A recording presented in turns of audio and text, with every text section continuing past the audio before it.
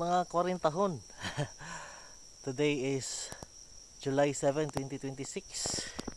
Time check is, let me see. 10:50 in the morning. Yeah, so karon nag-abuno ta sa Ampalaya. It's Yara Winner og Moriet of Potash. 2 parts of Yara Winner, 1 part of Moriet of Potash. So mo na siya gilibot lang, no? Ang distance ani mga more or less 1.5 feet, no? So mo ni siya.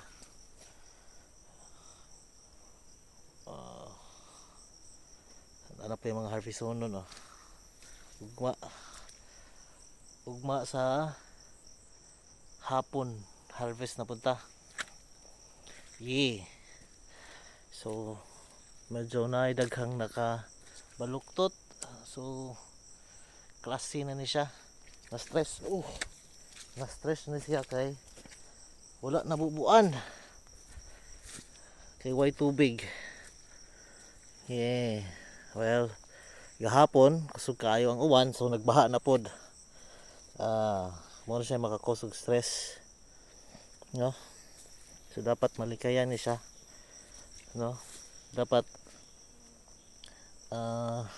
moist dapat permi ang ang yuta para dili makuratan ang Ampalaya kung inani ka basaa, no? Mo ni siya makakos nganong magliki-liki ang bunga sa Ampalaya. Mukalit og kabasa ang tubig, so grabe sila mo suyop sa tubig nga naa gikan sa wala gyud tubig, so makakos na siya magbuak-buak ang Ampalaya. So mao to guys, ang ako mga caretaker mo nag abuno ani, while ako may mag-abuno sa kalabasa later. Tagaan nato og Unique 16, Yaramila Unique 16 ang atong kalabasa. Na ako'y nakita nga sakit kay yellow. Well, ato nang tambalan. So mao to guys.